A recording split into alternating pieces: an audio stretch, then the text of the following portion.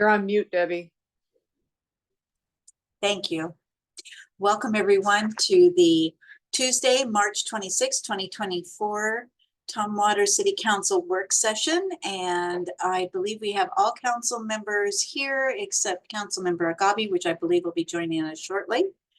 So with that, if there's no questions, we will go right into our very first topic, which is Washington City's Insurance Authority, WCIA presentation, and Troy Neimauer and Rob Roscoe will be presenting. So I will go ahead and turn it over to you, Troy. Thank you, Mayor, and good evening, council members. As you probably know, we get our insurance through the Washington City's Insurance Authority, us along with a lot of other cities. It's a really good value for the money. And you may remember from a presentation a few months ago, our insurance rates have been going up quite a bit the last few years. And so rather than me get on a meeting and try to explain things that I don't understand fully, we invited Rob Roscoe. He's the Deputy Director at WCIA, and he's going to go through some stuff to help us understand things better. And also, you're going to get a chance to meet him in person at the retreat on Friday. So thank you and welcome, Rob. I'll turn it over to you. Thank you, Troy. Oh, wow. You guys get a double dose of me. My apologies. I like me some me too. That's a lot of me time. But hopefully I'm here to answer any questions you guys have regarding WCIA, the coverages, as well as, unfortunately, the costs, and they have increased over the last few years, and there's a number of reasons for that, unfortunately, that I'll hopefully try to go over and explain, just to give you a better understanding as to the market in general, what WCIA does and what we provide for our members. Give you a little bit of background for myself. I actually worked at WCIA from 2000 to 2005. I left and went to go work for Safeco Insurance Company. So I left, went to the private industry, thought that was a great idea. 6 months later, I got recruited and went down to the city of Auburn. I actually worked for a member of WCIA for 12 and a half years. So I had the unique experience of being a member as well as working for the authority. So I truly do, I think, understand the needs of our members, having firsthand experience as a director at the city of Auburn. And there's some big distinctions about WCIA. Let me share my screen here.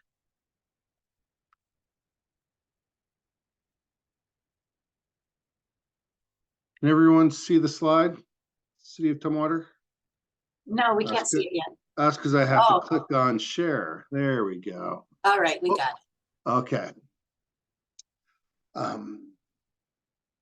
WCIA stands for Washington City's Insurance Authority, but we are not an insurance company. And that's a big distinction. First of all, we were created back in 1981 by 9 municipalities who got tired of the commercial insurance industry. One, it was very expensive and costs kept going up with little or no control over how claims and coverages were being handled. So they decided to create their own insurance company, and that's exactly what they did. We were formed via an interlocal agreement from those 9 agencies. So we are a public agency. I'm a public employee. And there's a big distinction there. We do not underwrite for profit. I am not trying to make money off of our members. We're trying to cover our costs for coverages, to pay claims, as well as reinsurance. WCIA provides our members, and I'll go over this on the next slide here, $20 million in liability, but we insure the first $4 million of that with our own dollars. And then we have to buy reinsurance above that. So we do have costs in the traditional insurance market that we have to then pay for as well. But some of the unique advantages of being a member of WCIA, and I will say, especially with the market being as difficult as it's been, we've had a lot of jurisdictions wanting to join. We don't take just any member that wants to join WCIA because we are a risk-sharing pool. That means you guys are in this with 170 different municipalities throughout the state of Washington. Or municipal agencies. We do not insure counties or state agencies. You have to be a municipality or provide a municipal service, such as a fire authority, a sewer water district, 911 dispatch center. You have to have some connection to a municipal agency and provide that kind of municipal service in order to be a member of WCIA. Also, we want to make sure that when we do add members, we're hopefully adding good risks. Unfortunately, that can change very quickly. As if any of you have been on council long enough, have probably seen some claims and lawsuits that arise within your own jurisdiction. You know, sometimes you can do everything right and still have claims and lawsuits filed against you. And that's where we step in and hopefully resolve those in a cost-effective and fair manner for both the agencies and those individuals that have been alleged harmed by those services. But the nice thing about being WCIA is we are run by our members. You get to decide on coverages. You basically own us. We are your insurance provider, for lack of a better term. We're not an insurance company, but we provide that insurance service. Again, we're a risk-sharing pool, so we're all in it together.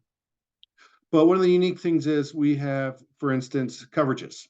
We have a coverage document, and every year the members decide on different coverages that we're either going to provide, expand, or maybe even contract because the exposure can be too great. This past year we had a complete medical malpractice exclusion, except for some EMT and paramedic services. But we also expanded that to include regional crisis responders for the mental health. And we see a lot of that now being embedded in police services to try to de-escalate those situations from turning into criminal manners, and hopefully getting those individuals that are in crisis those resources that they need to help resolve that in an amicable way. Well, we don't think claims and lawsuits are going to arise to the medical malpractice situation anyway, but that doesn't mean a plaintiff couldn't allege that. And because that allegation was out there, we wanted to make sure that our members weren't going to have that exposure uncovered. So we included that in our coverage document so that it's no longer excluded if someone were to make that allegation against a regional crisis responder and providing those mental health components to those agencies out there. And again, we think that's a good win-win for our members. Also, anytime you have, and actually you guys are probably one of our better, if not the best member in the authority, and I'll kind of go over some of those reasons in a little bit. But when you do have a large claim or a lawsuit and it escalates into millions of dollars, insurance companies have to make money. They provide coverages, and they want to provide coverages at a reasonable rate and a reasonable price. But if they don't have to pay, believe me, they're going to look for reasons not to pay. There's coverage language in a policy, and they're going to go over that policy with a fine-tooth comb to look for ways to try to get out from having to pay large verdicts. We've had to fight it with our own reinsurers. We've had two situations where we've had to front money for our members to pay on those large claims, and then we expected our reinsurers to reimburse us. We had to go to international arbitration to fight them for that money. And it's rather unique when you have to go to some of those international arbitrations, because what arbitrators love to do is split the thing down the middle and try and award costs and damages. And unfortunately, those things are usually funded by insurance companies too. So we're automatically have a couple strikes against us, but we ended up winning. But it's still frustrating to have to go and try to fight for money that we're entitled to. Whereas with WCIA, we don't look to try to find ways to exclude coverage. We look to try to find ways to include coverage for our members, because that's what you expect being a member of WCIA, is to have that coverage. That's why you pay us. That annual assessment is to be there for you when you have those claims and get into those lawsuits and that litigation. But we're really big at also trying to assist our members in avoiding and reducing losses. We're very big on risk management, training, and claim handling. We do that in-house. I'll kind of talk about that. We try to keep rates as stable as possible. It's been very difficult the last few years. I'm not going to lie. You've seen it yourself. with rate increases. I will say some members have experienced much larger rate increases than even the city of Tumwater, because you guys are actually one of our better members, and you've had that buffer of a good loss history, preventing those increases from going up as much as some of your peers. So that's good news.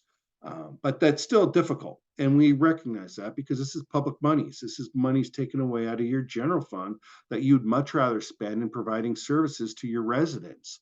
And we understand that. We don't like to have to raise rates, and we try to keep rates as stable as possible.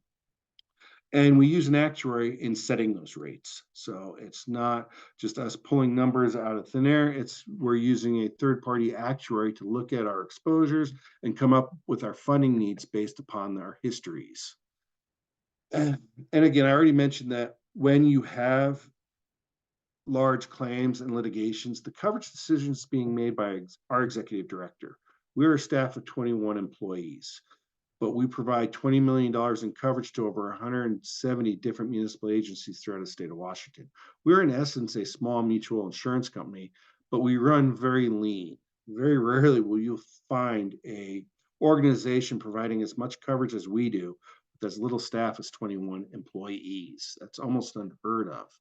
But I think we do a very good job with what we do. We've been in business since 1981, and all we do is municipal agencies. So we understand the risks inherent with what you're providing for those services for your residents. I mentioned we provide that $20 million. We provide the first $4 million, then we buy excess insurance up to the $20 million layer. We also provide, though, not just liability, but we also provide the property, your auto physical damage coverage, equipment breakdown, crime and fidelity if you had internal theft or embezzlement issues, as well as providing cyber and premise pollution liability coverage that is purchased on behalf of our members. The cyber and the premises pollution liability, we do not take on any risk ourselves. That's a pass-through program that we buy a policy and group purchase for all of our members to be a part of. But the property, we take on $1 million in coverage, and for auto physical damage, it's the first $250,000 in any auto loss, which basically, I've been back at WCIA now for a little over 5.5 years. I've not had one auto physical damage claim go to the carrier layer, because it's going to be a really high value item, like a fire engine being a total loss before it hits their layer. And knock on wood, we haven't had any of those since I've been back. But the service we do provide, we do it in-house. We have our own in-house claim staff, so that when you do have a claim filed against the city, you're dealing with WCI staff, unless it requires field adjusting. And sometimes that can involve the sewer backups, water main breaks, where we have to send staff out and evaluate property damage of third parties. That's where we will use a third-party vendor to provide those services on our behalf. But for the most part, you're dealing with WCI staff in-house, and you have direct phone number to talk to the claims manager regarding how claims are being handled on behalf of your residents. Because we understand if you do have a claim and the city is responsible for that, we want to treat them fairly. We're not looking to try to escape and not have to pay what we owe. We want to treat them fairly and provide that compensation in a reasonable, timely manner, to the best of our ability. And that's where I think we have very good claim staff to assist us in that behalf. But rather than just claims, we also have risk management. We have our own in-house risk management staff. We're very good at saying don't do it, but we also know the practicality of that. It's not realistic. You provide a lot of services to a lot of residents. You have police, you have different roads, you have utilities. You can't just get away from contracting everything out. You have to do things in-house. And sometimes, like I said, things can go wrong, or it may be a new operation, a new program, and you want some assistance with that. That's where you can call WCI up and say, hey, Rob, we're thinking about doing a paragliding program for seniors. Is that a good idea? Of course, I'm going to say no. That's a horrible idea. What are you thinking, Tom? But if you do it, here's what you need to do to hopefully mitigate, eliminate, or transfer any risk, if possible, to the others, or make it as safe as possible to those participants, whether it be policies, procedures, waivers, hold harmless agreements, indemnification clauses and contracts.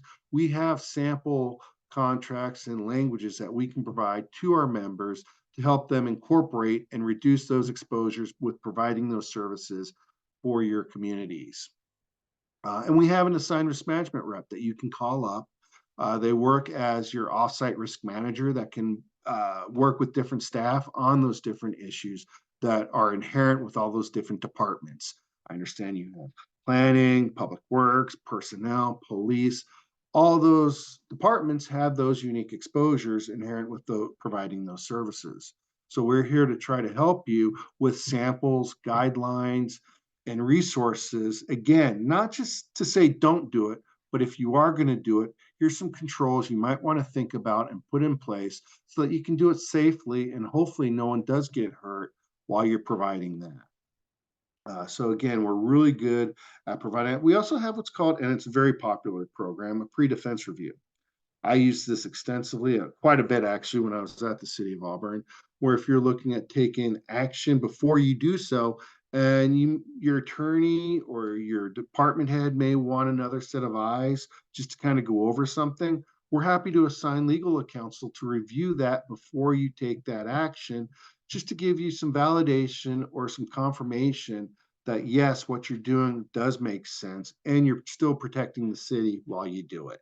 So that's a very popular program and it's free of charge. And it doesn't, well, I shouldn't say free of charge because we do assess you annually for that, but it's incorporated with everybody's assessment.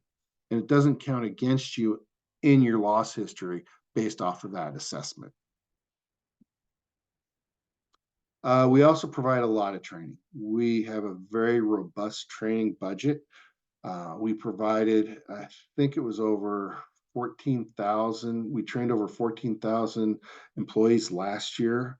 One of the benefits of actually the quarantining and COVID was the Zoom and the regional trainings that we're now able to do online. Whereas before it was always in person, and that can be difficult, especially for Eastern Washington or Western Washington, depending on where the training's at for attendance.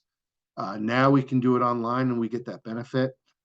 I still like to go and do trainings in person because I feel some people can get zoomed out and get distracted with other things.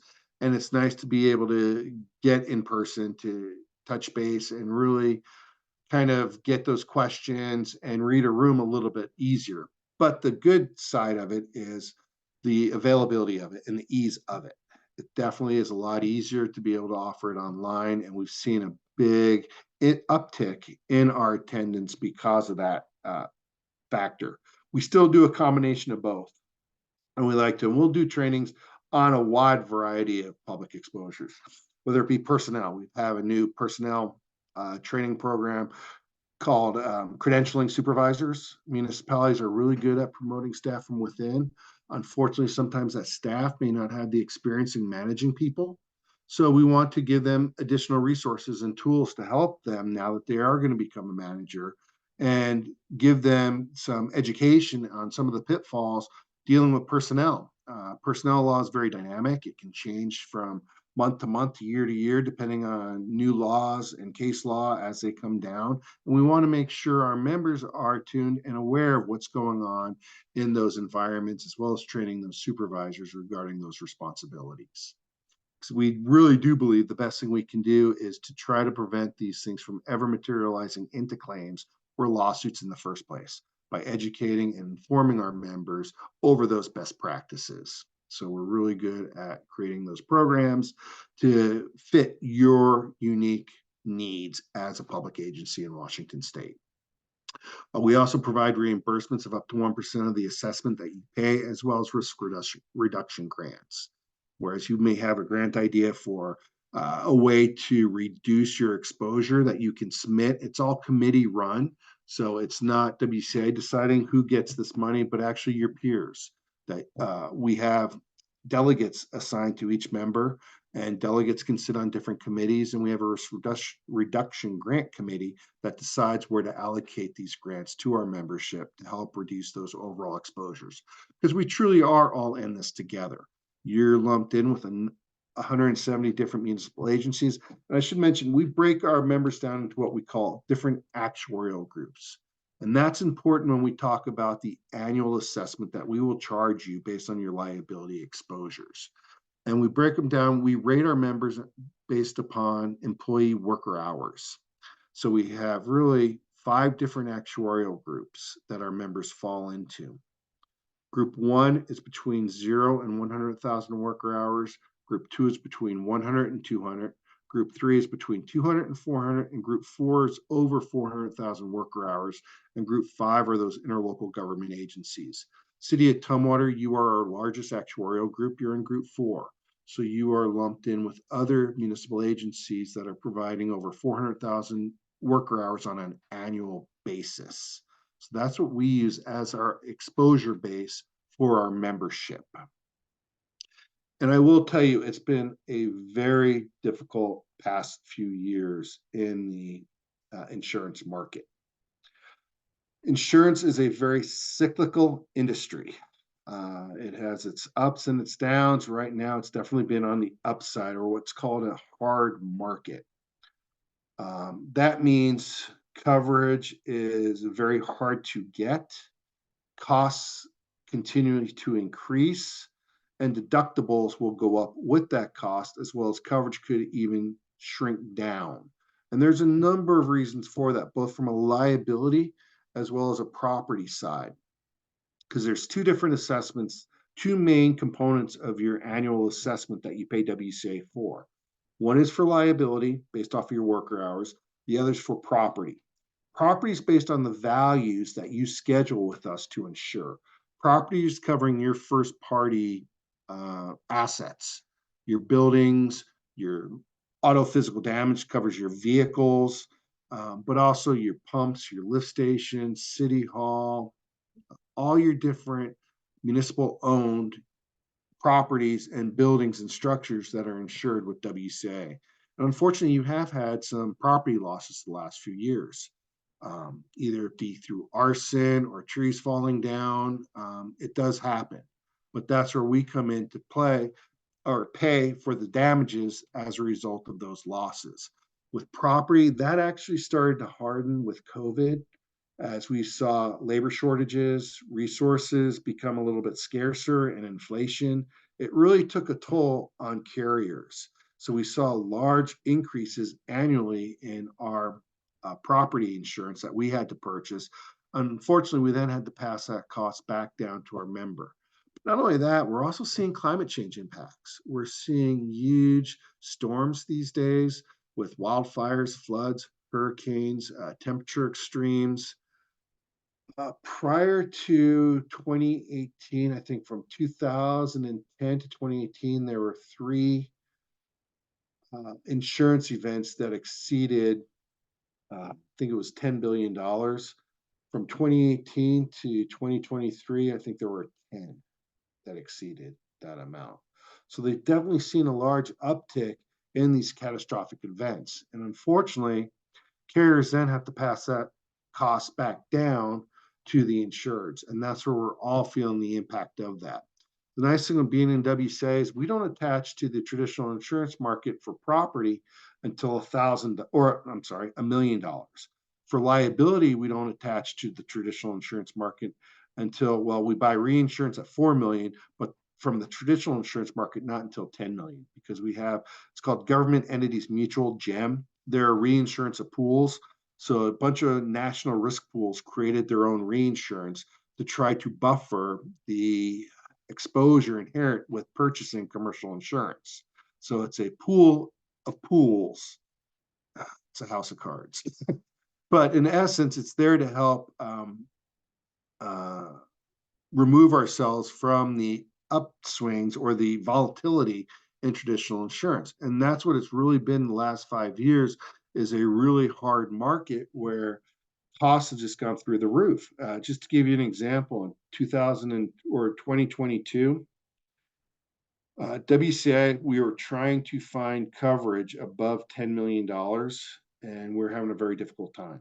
Two large insurance companies pulled out of the state of Washington, saying that they could no longer underwrite government agencies for profit. And they basically pulled up and said no more. That left a big void in a number of different risk pools, as well as individuals that tried to purchase directly to the market, which is almost impossible these days to buy a policy now because of the difficulty in doing business in our state. We do not have any tort caps, which means when you have a lawsuit, the amount that an entity could pay is subject to the jury's decision. There's no capping that loss. A lot of states have caps, saying the most you can get for any single claim or lawsuit is $2 million. Sometimes it's $5 million, could be $10 million, but there's a cap on it. Washington State has no cap. So it is uncapped. We have, unfortunately, what's called joint and several liability. Joint and several liability is basically a deep pocket theory. That means if you have two or more people at fault, and this happens a lot, unfortunately, and I'll go over this during the Friday session, so I don't want to touch on too much of that. But basically, you could have an individual that is fault-free, and if you have two or more people at fault, and at least if you're at least 1% at fault, they can collect the entire judgment from that person who's 1% at fault. And that, to us, is an unfair way of allocating damages. But in our state, the theory is the innocent should not have to suffer, and they should be able to collect from any at-fault party, regardless of the amount of insurance or assets available to them. So unfortunately, when you have, let's say, a driver hitting somebody in a crosswalk, that driver may only have $50,000 in liability limits. The city has $20 million in liability limits.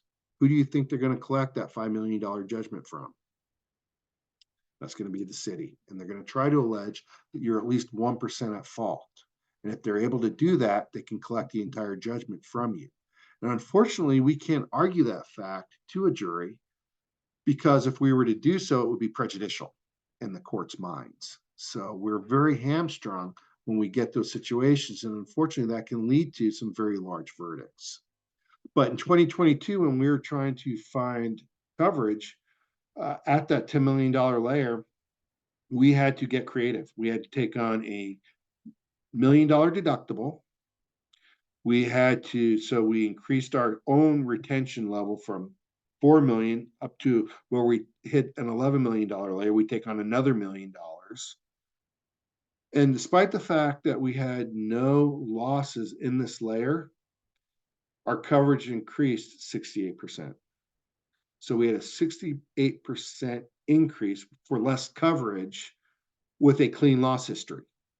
That's how volatile of a market it's been in liability. Now, the last 2 years have been a little bit better.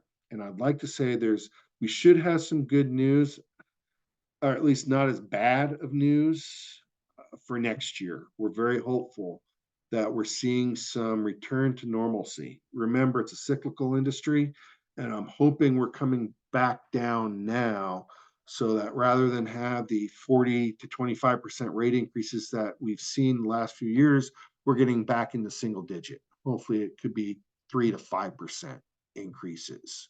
So that is our hope. Our losses tend to show that that's where it should be. But unfortunately, we're still dealing with a very volatile market. It's very difficult. We've seen a proliferation in claims and lawsuits that go over $10 million nationally, as well as in our own state. And you can see, and this is what insurers are very fearful of, because again, they have to underwrite for a profit. And if the exposure in Washington State is unlimited, you could have one claim that could wipe out 10 years worth of profit because of that one claim. So that's very difficult for them to underwrite to. That's where we try to come in and offer that buffer and settle claims so that they're not hitting those upper layers. We never want claims going to those upper layers because that's where it can be extremely costly, and we'll pay for that for years to come. But nationally, between 2010 2019, you can see the median cost of claims between 19 to 24 million increased over 27%, far outpacing inflation. Steep it's been in auto liability. And we've seen that with our own experience. Auto liability is a very large risk because we have a lot of vehicles on the road, unfortunately. And you can see with our own experience, I have a slide down below, with our own claims over $1 million. From 2017, we had about 4 claims open at the end of the year, over $1 million. In 2023, we had 33 claims open. That's down from 2022 from 36. So I guess that's good news that we're down, but we're still way above where we'd like to be. And there's a couple things that are going on. Our own state legislature, they're not helping us. There's a wrongful death statute that came into play. I think it was in 2017 or 2018 that allowed individuals to file wrongful death suits. It used to be you had to have an economic interest in the fatality or in that death in order to have a wrongful death attached to you, but our state expanded that. They've expanded civil rights claims from not just federal, but now state. And social inflation. The concept of $1 million isn't what it used to be. Now people don't think twice about awarding very large verdicts. And we've seen that in our own experience. And that can be very difficult for us trying to manage and control claim costs, where we have plaintiff attorneys that are driving costs through the roof and unwilling to settle for what we think should be a reasonable amount.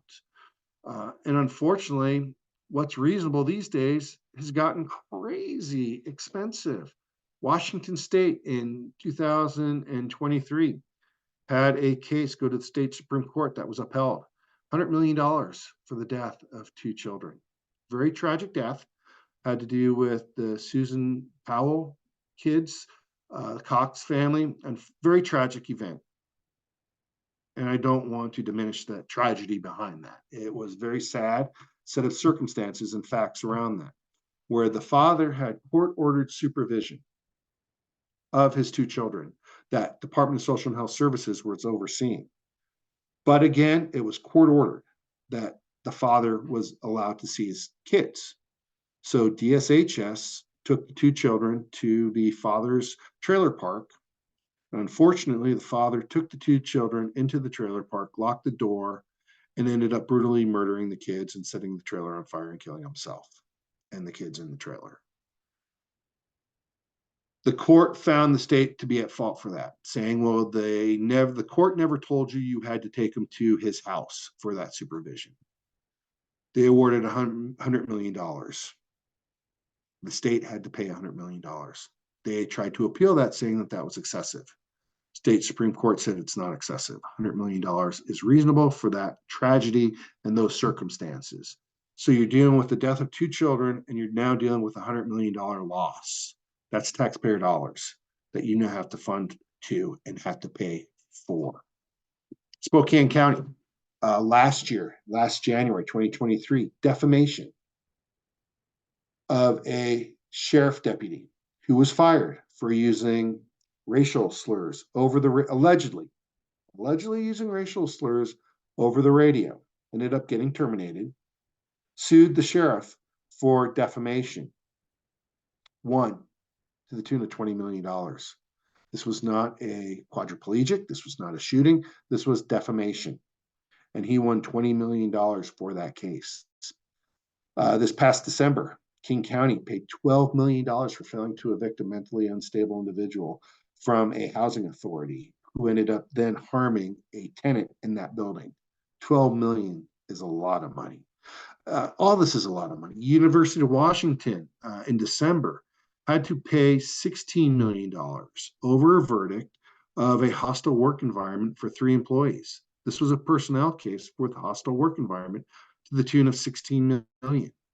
So it's very difficult for insurance companies and risk pools with this kind of an exposure out there. City of Seattle paid $10 million in January for the CHOP protests. And this was one where you can't win. You have individuals that are being harmed, and you have individuals whose civil rights are being violated. This was in regards to the violation of their civil rights, to the tune of protesters winning $10 million for excessive force. And that was in January 2024. So with this proliferation of these excess verdicts, that's leaving our actuary and our members saying how much is too much in coverage and how much do we need to fund for these different exposures. So that's where it's been very difficult for us. And unfortunately, we've had to pass those costs on to our members. What's really driving it is our claims and our reinsurance costs. Reinsurance costs themselves. Question, go ahead, Michael. Thanks. I didn't mean to interrupt your point. No, please. If anyone has questions, this is what I'm here for, is to hopefully answer those. But go ahead. Great, thanks. So just so I understand kind of the market dynamics for how this works, like all these entities are either state entities in the case of DCYF up top, or counties who are not members of WCIA. Seattle's on here, but I don't think that they're a member of WCIA either. They are not. So the reason that this impacts the rates that we would pay is because at the end of the line, it's the same insurer that WCIA would either be working with, that is either the people we would then have to go underwrite with are the same people that Seattle ends up going to underwrite with. So so these actors that are not small cities trying to get by are essentially inflating that pool to where then these expenses get passed on to us as cities. Great point. Is that you right? hit the nail on the head, actually. Spokane County is reinsured. They're actually part of a county pool. So they belong to a county risk pool. And this is what's really frustrating about this case is you read go online, you Google it, you look at it, and you read some of the articles about it. They all make it seem like, well, the county only had to pay $6 million because that was their self-insured layer. And then insurance covered the remaining $14 million. Well, it's not insurance, it's a risk pool that is publicly funded. And then the risk pool buys reinsurance that we purchase as well from the same carrier that we purchase. So my carrier that I attach at the $15 to $20 million layer is on that county risk pools program as well. There's very limited reinsurers out there that we can then purchase. Like I said, 2 of them pulled out of our state entirely. The remaining out there usually have some slice of a public exposure, not just with WCA, but with the state, with the county, or even with Seattle. Seattle's insurance provider, they insure, it used to be $6 million. I don't know where they're at now. They insure the first $6 million and then they buy insurance above that. They have a carrier that's on my program.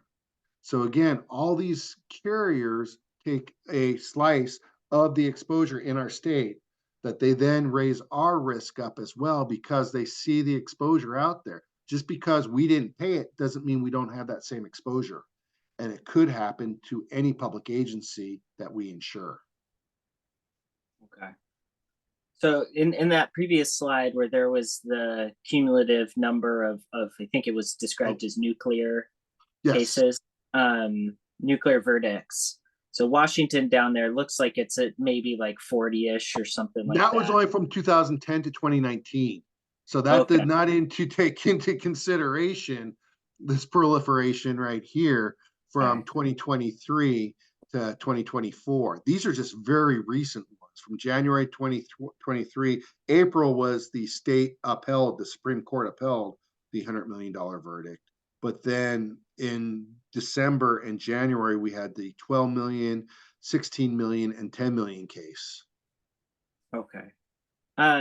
So I guess my question is like, if there are nuclear verdicts that are the result of members of the WCIA, how does that impact membership dynamics and coverage for the members of WCIA? For instance, we or some other member had a $10 million verdict or something like that, how does that impact the organization as a whole? Not as much as it could, because we don't attach to the traditional insurance market until the 10 million. So WCI pays the first 4 million out of our own funds, and then we buy that reinsurance above that layer. We have a very good loss history with our carriers. So every year I have to court and market our program to the reinsurers and tell them how wonderful we are at risk management, training, and providing these services, and that you want to insure with us because our members are like Tumwater are so great and awesome that they're doing the right thing, that they give us a reasonable rate.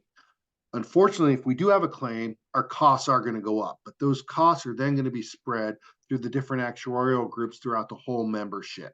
So it's buffered through the spreading of that risk and the spreading of the cost through the 170 different members throughout the state. But unfortunately, we are going to pay more because it's unavoidable. And I know that, you know, if I get into a car accident and I need a repair to my vehicle, my personal rates increase because I become, in the eyes of my insurer, a riskier driver as a result of that car accident. So the same true for a city that experiences expensive judgment? Our rates would increase commensurate with increased risk. And here's how we do that. We, as a risk pool, we do value stability, but stability and accountability are contradictory, but we try to buffer that. So we have what's called rate capping. So the most, what the actuary does is he determines how much money we need collectively on an annual basis. Let's just say hypothetically it's $100 million. Then we divide that $100 million into the different actuarial groups based on the percentage of worker hours within those actuarial groups. So if group 4 is 25% of the actual or of WCIA, then and they have 25% of the losses, then they should have to pay 25% of that $100 million. So let's say it's 25 million or $20 million. Don't make me do math here. I only have to do this on a daily basis, but let's say it's $20 million. Then that $20 million is then spread into the different members of that actuarial group. So you're one of 12 different members within that group. What we're then going to do is look at your last 5 years loss history with some capping in place so that we're not going to charge you too much for any one loss, but we'll cap it for group 4. It's at $1 million. So if you have a loss and it's $5 million, it's going to count as a $1 million loss. But we're going to look at your loss history and your worker hours and give you a kind of like what workers' comp does, a mod factor.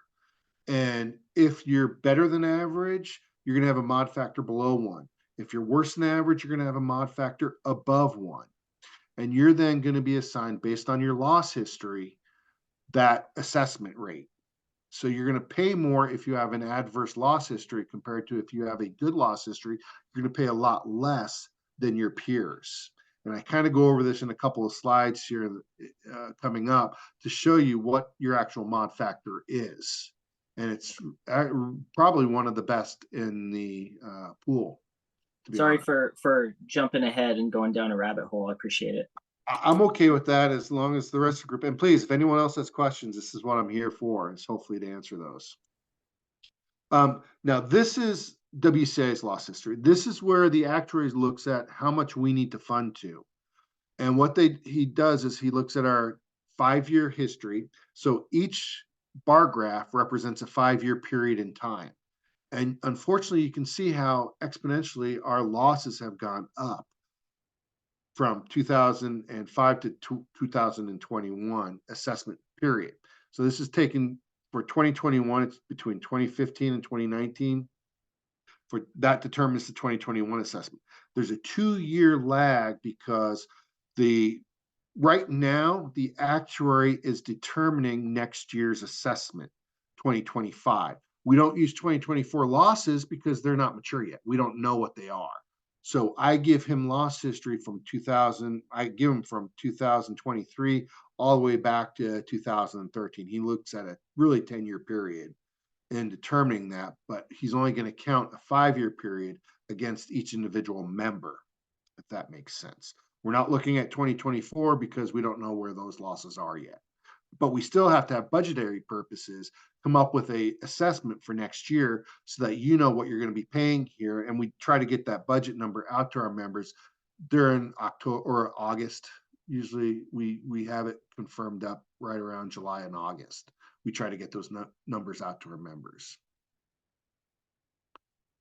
Now, here's the city's loss history. And actually, it's not that bad because you're looking at losses below $1 million and you're looking at 5-year periods. And that is really a very favorable loss history when you look at Group 4 members. And I have a little bit of a comparison here.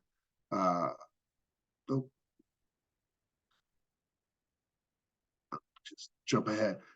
Comparing you to Group 4s. This is a good comparison for your peers within your actuarial group. So this is Group 4 average loss history in green compared to the city's loss history in blue. And you can see in every area, you're significantly below the Group 4 average. So that is very favorable, which gets into the liability rate. This, in general, I wanted to show this slide because you can see what we pay for insurance has increased from 2014 to 2024 over 506%. We're paying 506% more than we were paying 10 years ago. Whereas in average, the city's rates increased 77% over that same time period. So your rate hasn't gone up as much as our rate's gone up, and nor should it, because again, we have a much higher attachment rate and your loss history isn't as volatile as kind of WCA's has been, or our exposure is. But that just kind of shows you how difficult of a market it's been for us and in general for liability as a whole. Because that's not unique just to WCA. Because again, for the most part, we don't hit, most of our claims are handled in-house with WCA money. I'd say close to 90%, or over 90% of our claims are handled through WCA, are below that attachment point at $4 million. So there's the group average. And this is where it translates into the city's modification factor. This is where we assign a rate per group. And you can see overall, you guys are significantly below that Group 1 average at 0.69. And actually, for 2025, you're looking very positive as well. So that should possibly go down again as well for next year. I was looking at just a snapshot as to where you were at. And I think there's a significant claim that's going to be falling off your loss history from that 5-year snap or look back in time. So that's good news. Because again, this is just looking at 5 years worth of losses and coming up with what rate you should be paying for that group average. And actually, here's that loss. It's a police. There was a canine situation 2018 that will be off. And for the most part, for police, I don't know if your chief is here, but give him a hug for me. Because, oh, well, you're not in person. Well, we'll do it Friday if he's there. This is really tremendous, just because the nature of what police do, to have losses that low is really something else. You guys must be doing something right, or you have the citizenry that obeys and doesn't file claims. Because I wish I could take this for all of our police departments throughout WCA. I mean, you still have claims, don't get me wrong, 41 of them, but the bulk of that is one claim for that dollar amount being spent. Just by the nature of what they do, we're going to incur costs, even in defense. And they're very difficult to defend, unfortunately. Question, council member? Oh, thank you. I don't mean to be snarky, but I'm looking at the sidewalk one. And isn't that tough sometimes where people feel that it's like slip and falls, where they feel that, you know, is that does that factor into that Yes. statistic? Probably one of my most frustrating loss areas that I had to deal with when I was at the city, and I still deal with now at WCA, sidewalk trip and falls. It's a very cumbersome, onerous burden that falls onto municipalities, because if you have uneven walking surfaces and someone trips and falls, and it's usually, unfortunately, elderly individuals with broken hips, forearms, wrists, rotator cuffs, that can be very difficult for us to defend, because they make very sympathetic and um, difficult to defend plaintiffs for that. And unfortunately, the damages can be there, but it's very hard because a lot of times things are open and obvious, and there should be some personal accountability for walking, but that doesn't stop them from filing claims. But yeah, that is a very big exposure for us. And that's one of the things I always tell members is one of the big drivers is your infrastructure, your sewer, water mains, those break and back up, as well as your sidewalks and preventive maintenance, the grinding of those sidewalks, having adequate lighting, and making sure you're out there preventative and identifying those defects and drawing attention to them. You can't fix them right away. Yeah, get the fluorescent spray paint out there and try to draw attention to them to hopefully stop people from falling. But I don't have bubbles I can put everybody in. I'd like to, because they need them. Yeah, so those are some of the areas that we definitely, it's not unique to Tumwater. It's very indicative of WCA in general as well as to where losses have occurred. And you can see auto liability is probably the biggest exposure, and that's not unheard of. You have a lot of vehicles, and sometimes they hit other people or other things or property that we then have to pay for. So that can be very expensive to fix. And a lot of times there can be soft tissue injuries with other individuals involved, not necessarily employees, but third parties. And that's where those can come into play and be very expensive. Sewer obstructions, because you have a utility there, sewer backups can occur if it's not part of the lateral line, but part of the main or caused from the main, we're going to have to pay. This kind of goes. And I already mentioned the K9 unfortunate claim, and that. And then you have crosswalks and sidewalk defects. So this is where Tumwater's claim history has been. And this is going back from 2013 to 2023. So this is a 10-year snapshot. This is actually beyond what the actuary looks at. I just kind of want to give you an overall exposure as to where claims have occurred.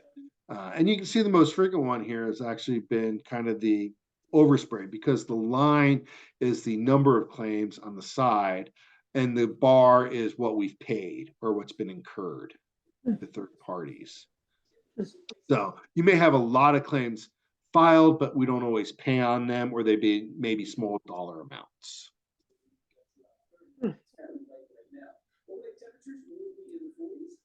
Next, I did want to talk a little bit about property, because property is another big driver of costs. And I kind of touched on this a little bit, but in 2012, 27, there's one catastrophic loss over 10 billion. Next 5 years, there were 9 losses exceeding 10 billion. And we're seeing that in our own state with wildfire exposure now, in particular over in Eastern Washington, not so much in Western Washington, although we have had fires over on the west side as well.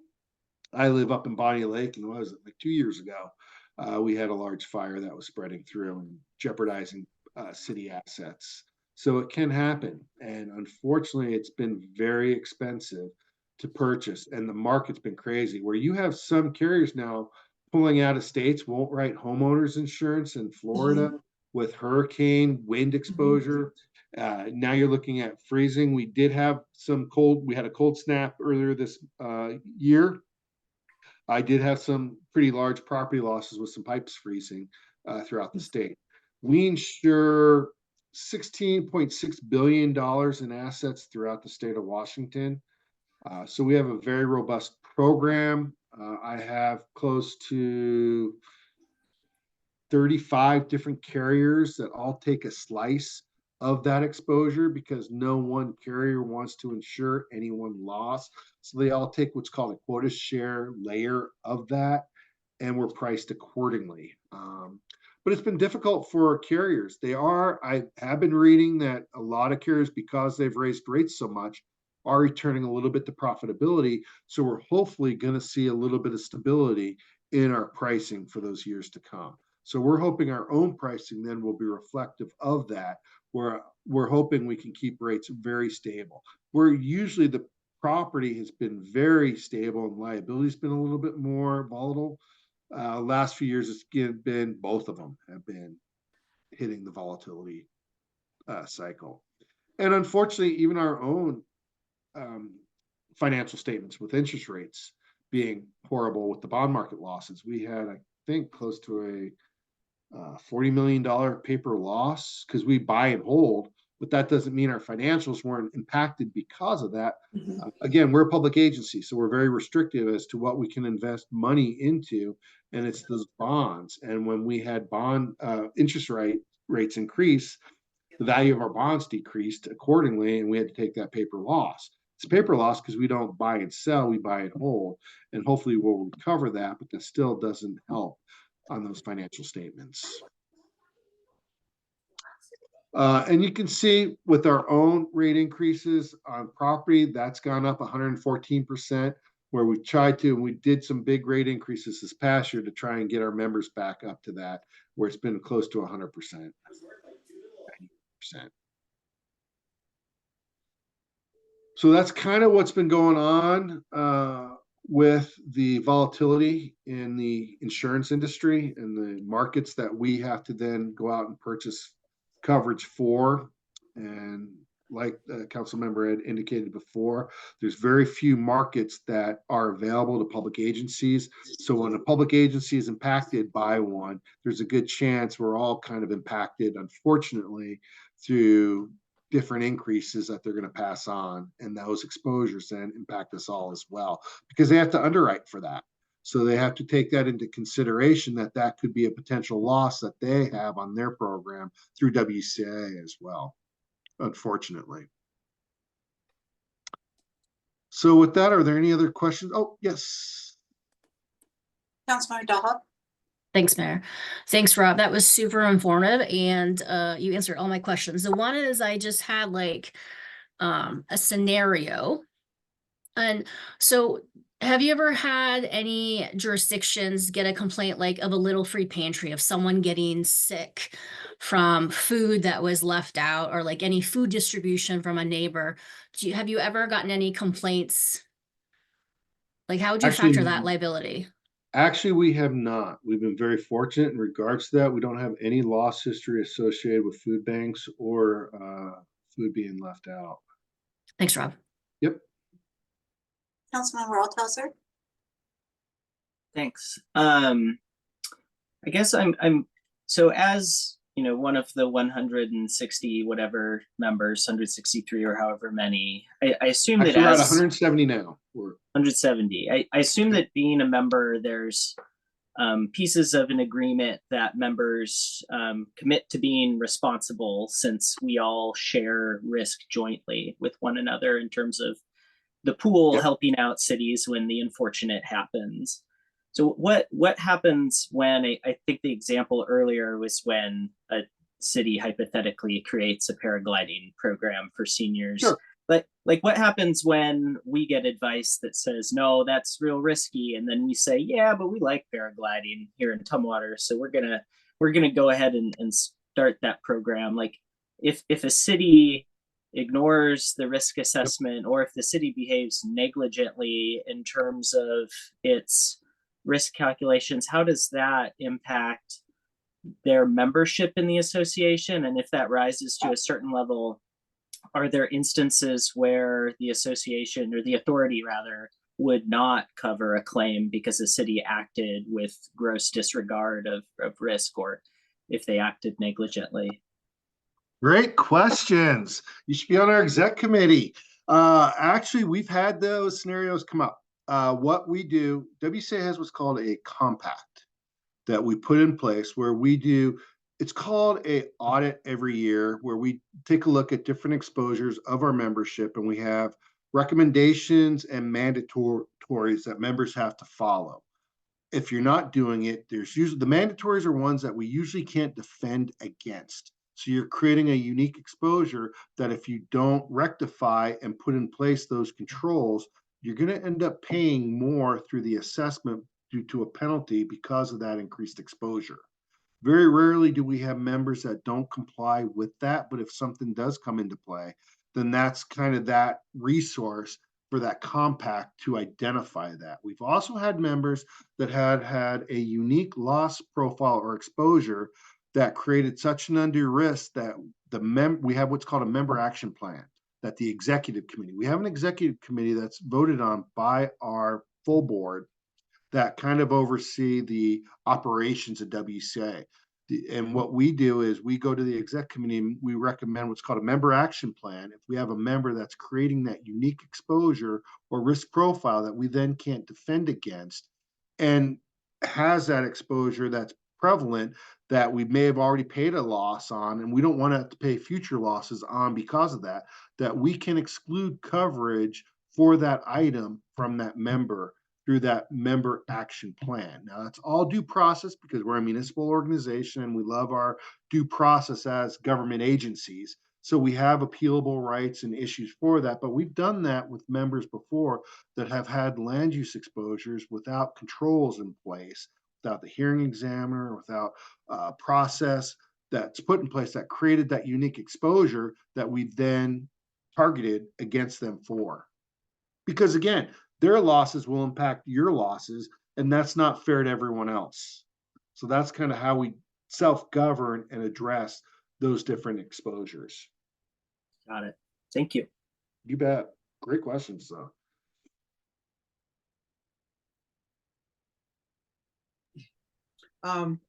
Nice briefing, Rob. Thank you. Michael said it nicely, but I just wanted to know if you've ever had to fire a client or a city. We try not to, because again, we don't just take any member, but once you're in, you're kind of in, and we try to work with you and deal with those exposures as they arise. We have had members that have left and then members that have come back and realized they've made a huge mistake when they've left WCIA, but usually we don't have to get into the termination of membership.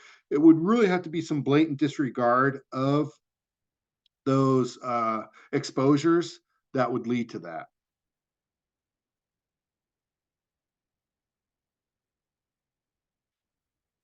Sorry, Councilmember Swarthout.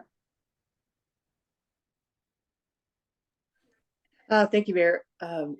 When you talk about like unique exposure, I'm thinking about like fire, because I know that like the state building council changed building codes as far as shrubbery in your buildings, and I know that really applies to like Eastern Washington, but we're looking at that also. So, and then like in California, I understand that there are insurers that are pulling out of insuring fire. So how does that look for the city of Tumwater as well?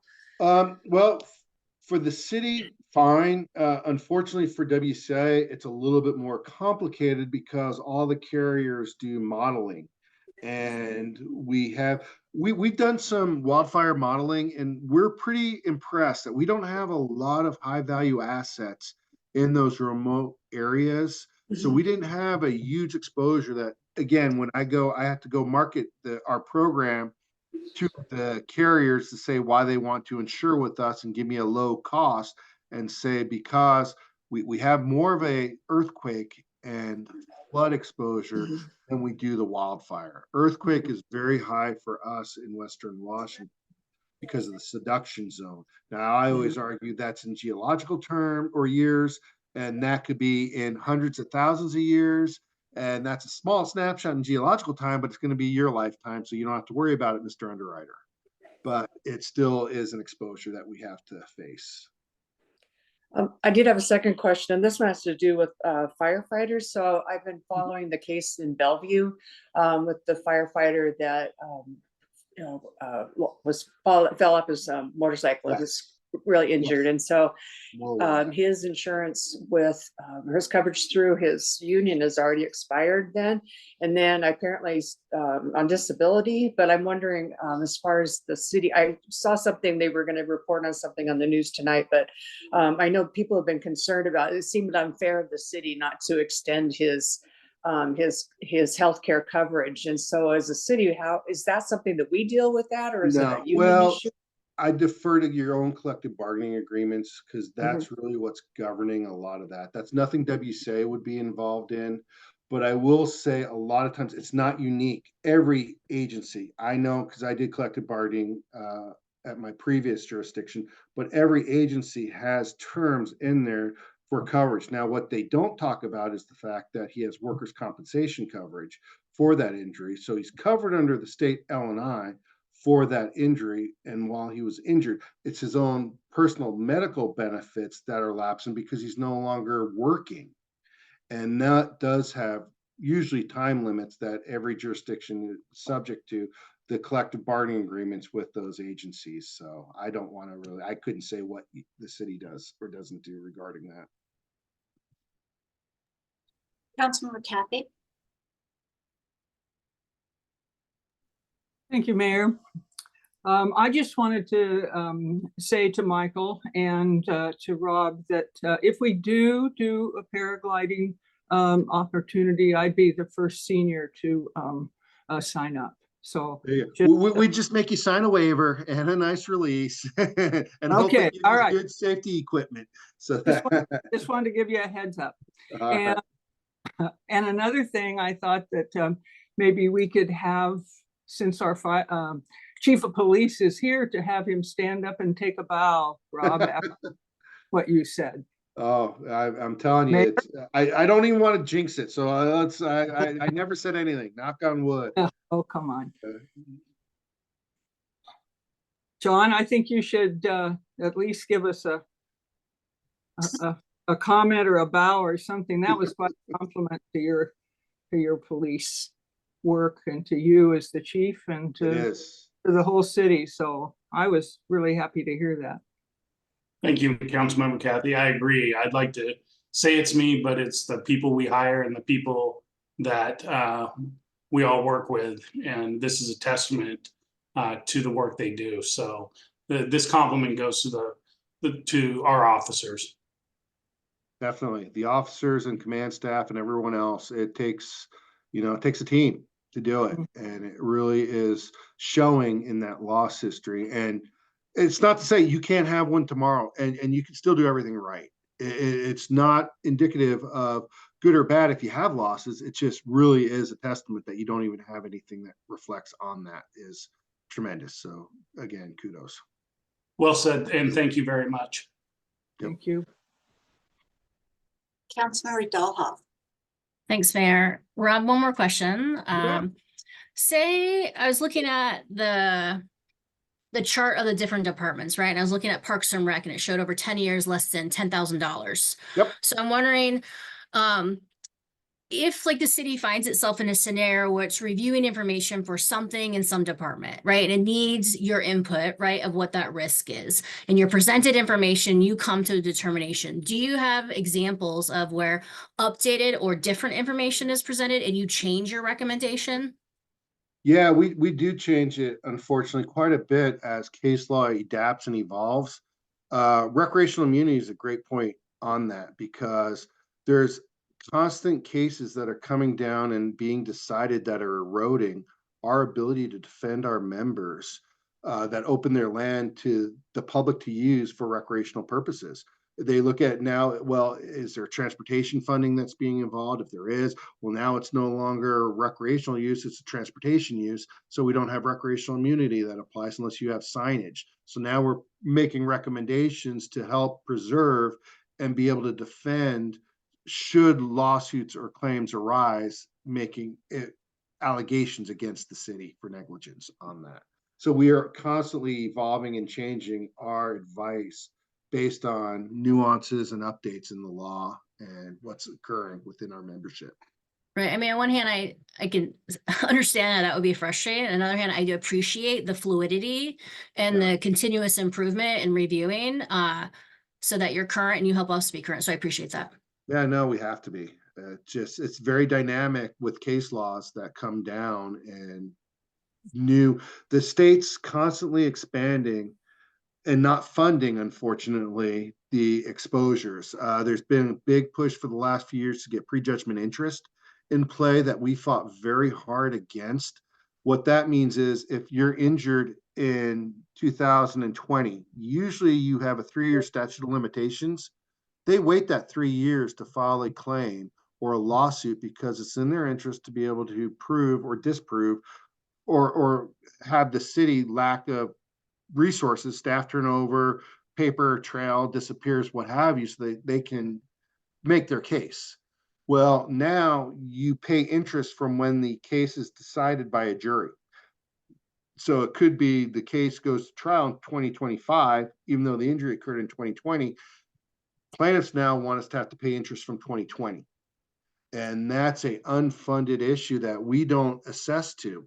And it will just make things harder and harder to try to settle because they know that the longer they keep it going, the more interest is accruing on that claim. So it just inflates costs to no end, and it's public dollars.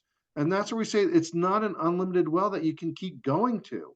There has to be a breaking point. And unfortunately, some members are paying a lot of money per worker hour. I have one city that pays close to $13 per worker hour in liability insurance costs alone. That is crazy. Great, thank you. Any other questions? Perfect. Rob, this has been very, very useful information. Really, really appreciate it and look Well, forward thank you for to- having me. You bet, and look forward to seeing you again on Friday. And and thanks, Troy. All right. Thanks, everyone. Have a good evening. Thank you. All right, the next item is the Thurston EDC presentation, and Mike Metlock will kick us off. Good evening, Council. Tonight we have staff from the Economic Development Council here to give us a presentation on the initiatives and efforts of the EDC and the Center for Business Innovation.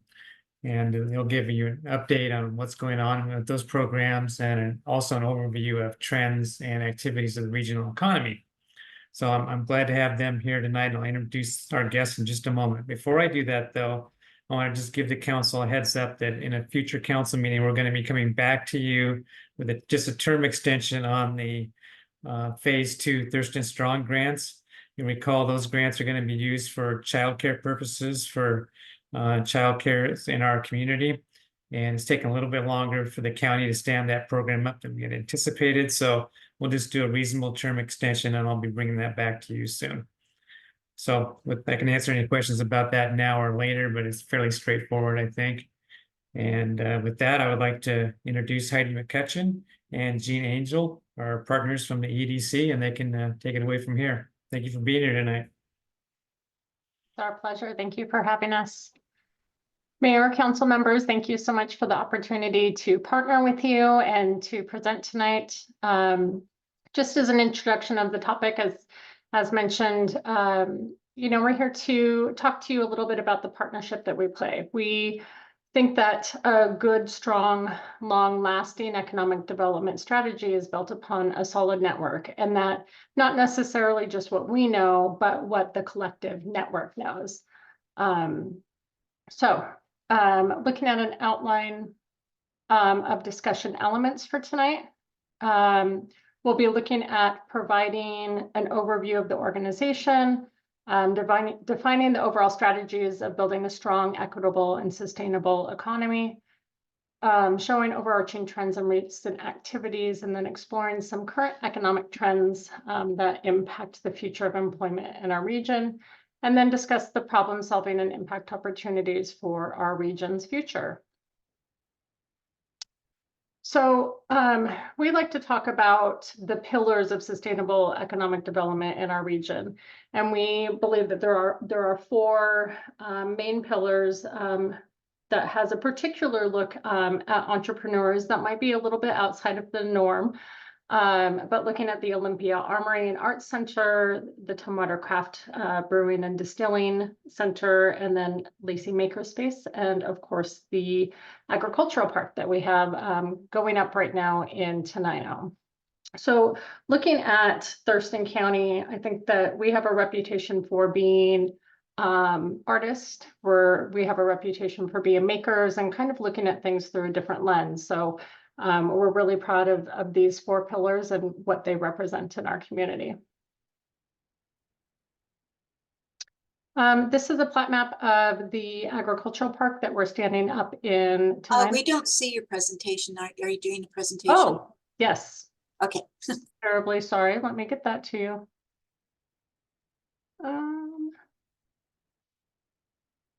Here we go. Are you able to see this now? Yes, we can. Good. You don't have to just look at me the whole time. So this is a plat map of part of our agricultural park that we are building in Tenino. Right now, the north building is nearing completion. South building is going up as well. In the last state legislation appropriation, we received another bit that we're able to start building out the pads for lots 3 and 4. So that's the maroon and the purple outlines there. So within the north building, which is owned by City of Tenino, there will have a community center, a restaurant, and really an area that the residents and visitors alike can utilize. And then in the south building will be, which is owned by Dragon Wheel Investment Properties, will be the EDC's Center for Business and Innovation. It will be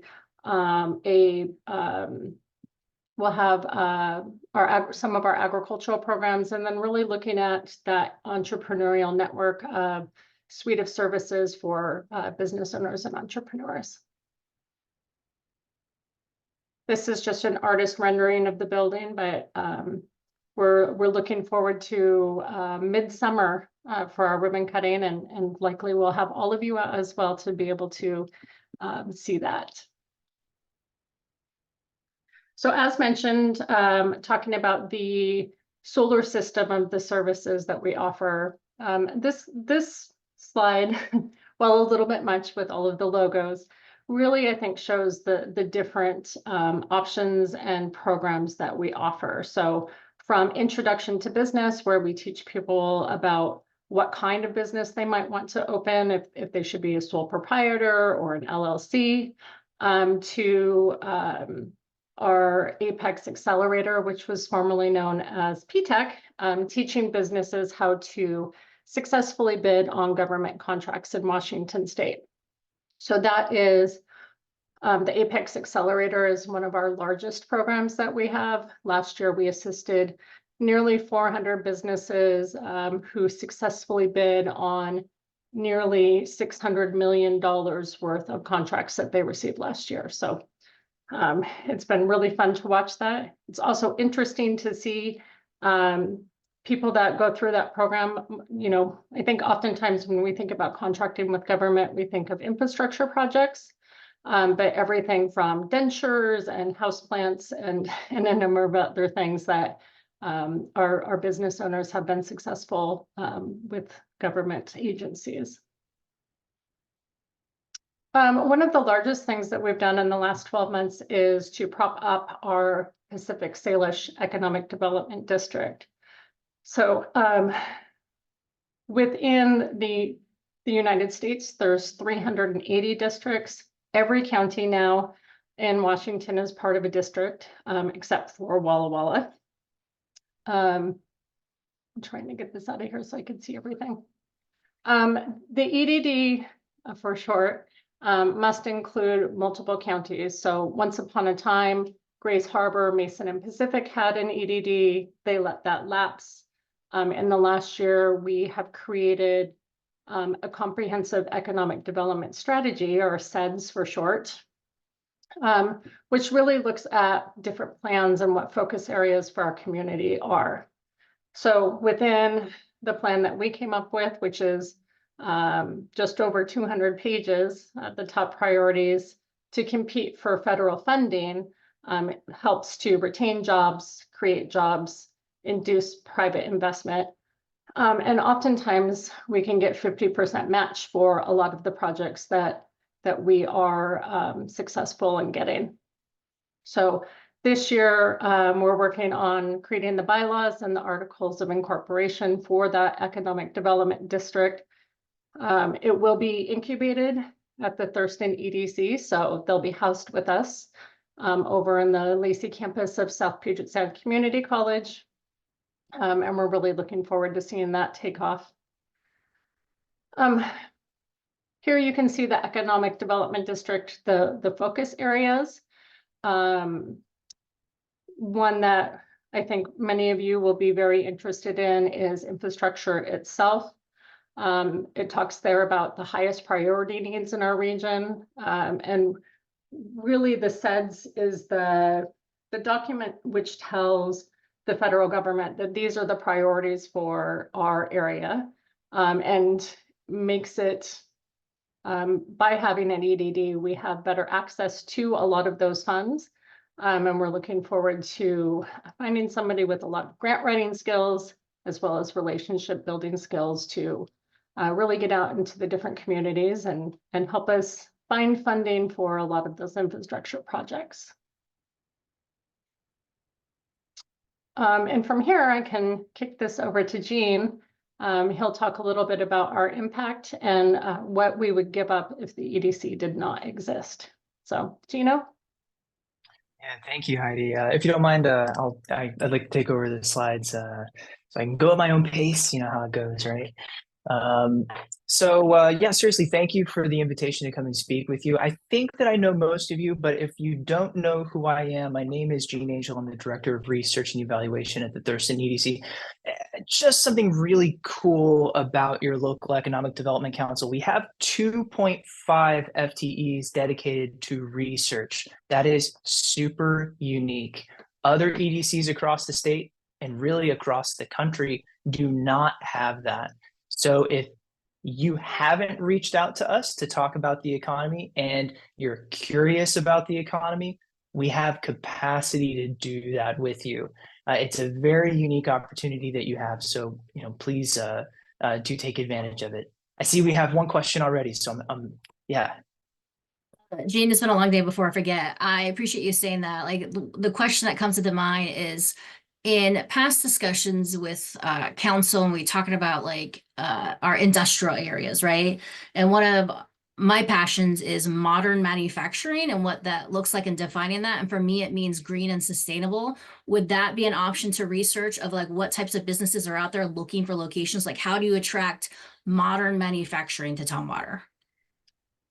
Yeah, so in terms of a recruitment strategy, that's sort of side by side identifying what a green manufacturer would be. So, but what I would say is that we have a lot of complexity in the tools that we have available. So, one of the tools that we have really allows us to measure the ecological impacts of a whole suite of different industrial uses. So if you were particularly interested in understanding of all of the manufacturing types, which produced the least rainwater runoff pollution, whatever it is, whatever the thing you care about is, we can economize around that particular point and at least say, here would be the top 10 industrial uses that economized around your preference.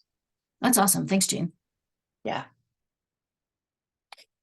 Okay, so our economic impact, wow, it's significant, spoiler alert. Yeah, let's get into the data because I really love giving this presentation because I think it really opens up eyes here and illuminates what we're all about. So check this out. In 2023, we don't see your, do you have a presentation up? I made the same mistake Heidi did. That's so funny. You can tell we work together, I think. We see it now. Okay, so in 2023, we did 2,323 total interactions with businesses. So if you're like me and you can't remember anything that is presented to you, here's the quick shortcut.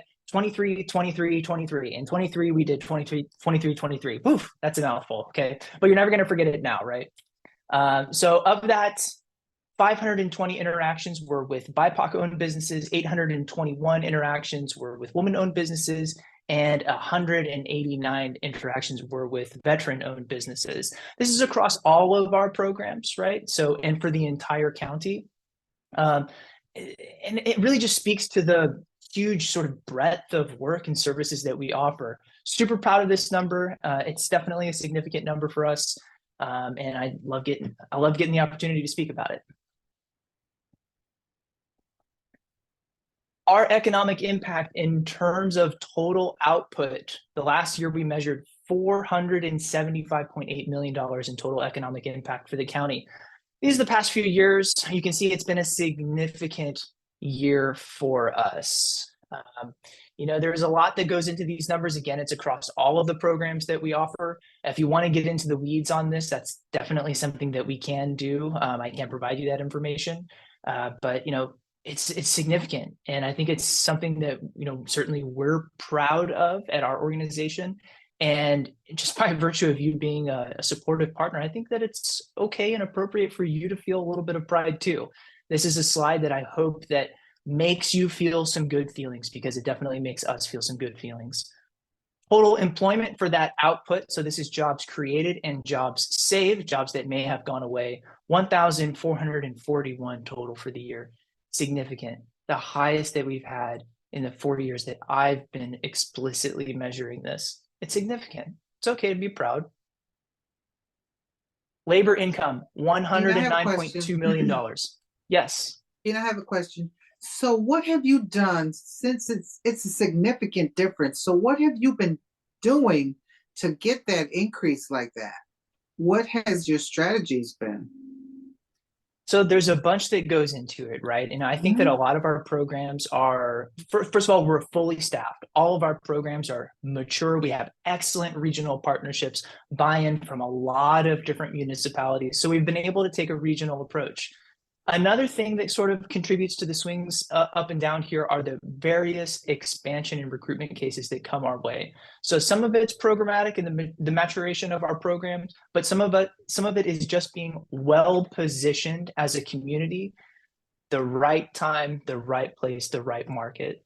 So certainly, you know, we want to take as much credit as we can, but some of it we're benefactors from being in a great place in a great market. Excellent. Sounds like great teamwork. It's not just about output though, right? It's $109 million in real human being wages. That's in the pocketbook of real human beings. We can attribute that $109 million back to our work.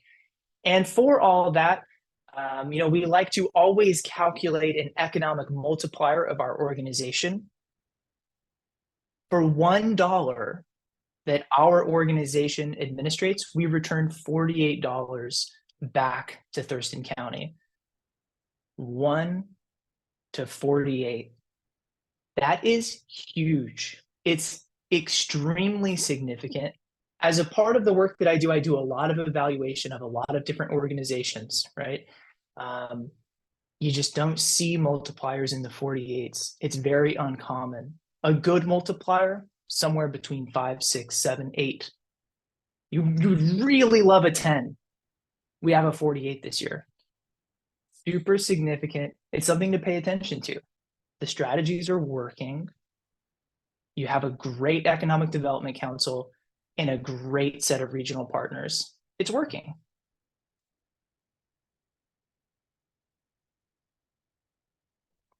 Okay. I'm in a feel-good mood, so I'm just going to keep the feel-good gravy train going here, right? There's another thing that's super cool here, and it's that 2 separate research institutions both identified our local community as a tier 1 economy compared against all other major metropolitan areas. So the Milken Institute, a very significant research organization, ranked us as the 9th best economy in the nation. A tier 1 city. Other tier 1 cities, by the way, you know, think cities like Boston, New York, San Francisco. right? We're in that category now in terms of economic outcomes. One other finding that they had was that we were fourth in income equality, not income inequality, equality, fourth best in the nation.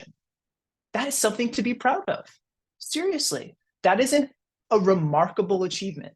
Any economist will tell you that as the GDP line goes up, that inequality increases. We have done an excellent job in helping mitigate that. Yes, I see another question. Can you help me understand their definition or your definition of income inequality? Because I automatically go to how women make less than men, and that's still occurring. So could you help me understand what that means? So in this context, it's really used, it's a metric that is referred to as the Gini coefficient. It's the standard metric that economists use to measure economic inequality across the entire economy. But really, it's sort of that difference between the highest of the high pay and the lowest of the low pay. So that difference in our community has shrunk down. And if you'd like a little bit more of a technical explanation, I'm happy to email that to you and get that out to you. So it's not breaking down races and gender pay, it's just overall pay just of jobs in our area. In this particular research analysis, they use the Gini coefficient, and it is just across the total. Got it. Thanks, Jean. Yeah. So that research was substantiated by another totally separate research group called Chmura Analytics and Economic Research. They identified us not as the 9th best, but actually as the 2nd best economy in the nation, again, placing us in that tier 1 status. And one of the cool things that they noticed was that in the entire nation, our percentage gain of high-tech job growth was number 1 in the country. That's significant. That's a significant thing. That's jobs like software publishing, data processing, highly technical consulting occupations. That's a cool thing to be number 1 in the country in terms of growth. Now, of course, we start from a small number. We have moderate growth. That's a huge percentage increase. So there's a little bit of statistical artifacting that happens there, but still people are recognizing us. That's a cool thing. We should lash onto that and be proud. Successes are few and far between sometimes, and it's good to feel good. I hope to release you of the caution of feeling good and have a little bit of pride in what's been accomplished here, because it really has been remarkable. In terms of population, along the I-5 corridor, the major counties, Thurston County is the fastest growing of the last 10 years. The modeled projection is that we're again going to be the fastest growing over the next 10 years. That little dotted line, that's the Washington state average. So you can see we're well above the Washington state average in terms of population growth. We're certainly benefiting from the reality that Washington state is a great place to live, but there's something special about Thurston County along the I-5 corridor. When people want to move here, that tells us that we're doing our jobs well as public officials. We're cultivating an environment where people want to be. That's a great thing. This is our economic vitality index. It's a leading indicator index. There's a bunch of different metrics that are bundled up into this that tell us something about economic health. This is something that we put together with Professor Dr. Riley Moore from St. Martin's. He's an economist there. And, what a graph, right? What a graph. I'm a graph guy. And this is an incredible graph. Two things that I would point out here. There's a difference between the recovery patterns from the Great Recession and the COVID recession. There's a difference in the way that we recovered, the way that we were positioned, the strategic partners that we had in place. There was a difference in the public stimulus between the two recessions. There's a difference between the amount of capacity that we had already built and the ability to respond to disaster, right? I have a lot of feelings when I look at that valley in that graph, and everybody does. It's an emotional graph. And I'm not here to say that every single person in the county has recovered every single bit that they have lost. But when we bundle up all those metrics together and we see where we are now versus where we were pre-pandemic, it's an encouraging picture. It's an encouraging thing. I get emotional when I see that valley. I know the way that it has impacted me. I know that everyone has a story, right? But from an economy perspective, looking at the big picture, we have made a significant recovery, and that's really due to the partnerships. Think about what we've accomplished with Thurston Strong, right? That plays into that. It's a significant thing. Here's our business confidence index. So as a part of our economic vitality index issue that we publish, we also measure business confidence. Any value above 50 means that the respondents were generally optimistic about the future of the economy. Any value below 50 means that they're feeling a little bit pessimistic. You can see we've gone really kind of wildly up and down there, right? We noticed that business sentiment really is closely tied to a handful of external things. Election seasons are one of those things, especially national politics. I don't know about you. When I read and view media around national politics, I get discouraged too. That's human nature, I think, right? But we do see a little bit of zigzag. Right now, the business community of the members that we have surveyed, not our members, just members of the business community, I think we got about 300 in this survey here. They are leaning slightly pessimistic right now. So something to think about and be wary of. Of the businesses that reported to us that they expected profits to increase, we asked them, well, what's the source of that increase? This is important because that price increase bar was previously the number one. I think we've all experienced the sort of turmoil of inflation, how that eats away at our pocketbooks. We're seeing market demand and growth jump back up into that number one spot. That's a super encouraging thing. It's not just, hey, well, prices are going to go up, so profits are going to go up. Nope. Healthy market demand. That's what's driving profit increases with the businesses that we speak to. That's a good thing. Inflation's super scary, right? This is a good thing. Here's per capita taxable retail sales for all jurisdictions. Tumwater's in gold. Couple things I want to point out here. It's increasing in all jurisdictions. That's been the long arc, really, since the Great Recession. That tells us something about the strategies that we've employed as a region.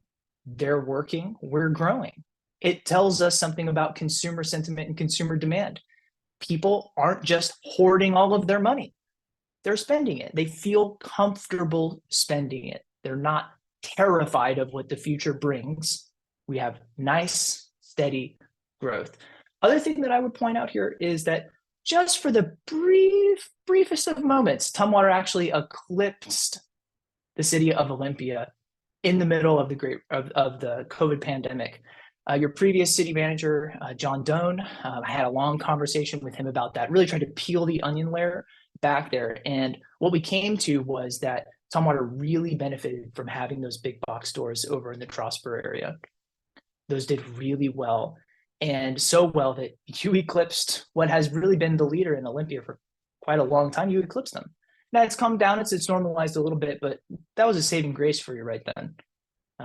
Super interesting, not what I would have predicted, but a super interesting finding. Here's unemployment. This is just slightly out of date now, but we're at historic lows. So this number here, I think we're at about 3.2. Today, we're at closer to 4.7. What I would say is that we're no longer at that super low level. We're really just sort of right back to where we were pre-COVID. And that's a blessing, right? Because a lot of places are not where they were pre-COVID, but we are. Our community mostly has recovered, mostly, right? There have been exits. People are no longer working. There are a lot of early retirements, right, that were taken. But in terms of the unemployment rate as a standalone metric, it's a super encouraging thing. Total industry employment totals. Okay, so public administration still, if you were to break it down by industry sector, public administration is still the largest piece of the pie. It is still the largest piece of the pie. Construction, significant. Information, remember we just talked about how we were the fastest growing high-tech community in the country. 2,000, significant, right? So it's not like we're talking about, 50 people and we double to 250 people, right? Now that's not the situation. But if we only focus on public administration, we miss the biggest piece of the opportunity, and that is really private sector employment. Our community has diversified away from public sector employment really over the last 20 years. And, certainly we benefit an extraordinary amount by having that public sector employment. It really creates a floor for our economy. We know that at least this many people are going to have access to great jobs through the public sector. That is such an unbelievable blessing that other communities don't have. But if we only think of our community as a public sector community, we're not accurately representing the community in which we actually live in. The greatest portion of the opportunity for us is private sector, and it will continue to be private sector. One thing I hear all the time, well, Gene, it's great, but Thurston County is great, but you don't have a major employer, not in the way that King County does or Pierce County does. No, we do. It's called JBLM. And our office, in combination with the University of Washington Tacoma, has published this research 3 years now, and it's gone now to a statewide research project through the Lieutenant Governor's office.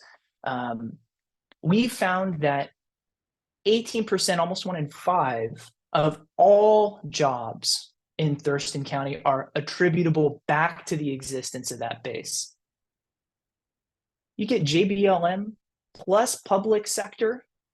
Oh my goodness, what a foundation. What a blessing to have in terms of rock solid employment, establishing that base for us to grow from. Other places are jealous. Seriously, this is a blessing. We don't want to squander that, for sure. Very significant. Okay, well now I have one bad slide. You'll have to forgive me because I do have one bad slide, one discouraging slide. And this is housing affordability for first-time home buyers. That dotted line in the middle, that's the parity line. That's where the graph should be if housing prices and local salaries were in parity. They're not. They're not in parity. And this area here between that dotted line and where we are now, that 5141 line, we have a technical term for that in our research department. It's called true despair. True despair. If you don't own a home yet and you're a first-time home buyer, it is an extremely frightening thing. Now, I'm 36, right? So I'm in that part of my life where I've got to figure out things like, how do I afford a home? What's retirement accounts again? Am I going to have kids? In this housing market, when people are making economic decisions, you can't have all three. You're not going to have a house and a retirement account and a child. This is a supply constrained environment. We cannot just generate more and more and more demand and solve the housing crisis. And the word crisis is the real accurate word for it, right? This is a supply side problem. We have to encourage as much development as possible in as many income brackets as possible because we're super popular. We're a super popular community and we're going to grow faster than almost anywhere else over the next 10 years too. Has to be solved. We need 50,000 more units in a lot of different income categories. This is the scary one. If you want young people to stay here and build lives, this is the one you have to solve. Otherwise, it'll look something like, Santa Barbara in California, right? We don't want that. City needs to work for everyone at all stages of their employment. Got to get this one solved. Okay, we made it. We made it through the data presentation. Happy to answer any questions if there are any. But with that, I'll just scurry on out. Great. Any questions? Councilmember Doha. Thanks, Mayor. Jean, on that slide, regarding the housing units, is there an option with the work you're doing and the research and the types of businesses that are choosing Thurston County, of the type of development to have like mixed use, right? So they're retail on the bottom and housing up above. Are there developers who do that? Like, how do you attract different types of housing along with businesses? And what does that partnership look like? And how does EDC like bring all those partners together? Yeah, so typically the way that that looks, people can come to us through a variety of different avenues, right? So what I would say is that this is not my focus area, so I'm not the staff member in charge of facilitating that. So the answer that I can give you is probably not as good as the answer that Heidi can give you. It's probably not as good as the answer that our boss, Michael Cade, can give you. But, what I will say is that when things pencil for the developer, they want to build. They recognize Thurston County as an extremely incredible opportunity. I mean, this isn't proprietary data, right? They understand this stuff too. They come to us and they say, things like, well, hey, Gene, tell me why Thurston County is so great. I give them a spiel similar to what I've given you, and they're on board, right? But that doesn't always change the fundamentals of the cost to build, the requirements through the regulatory structure that are required to build.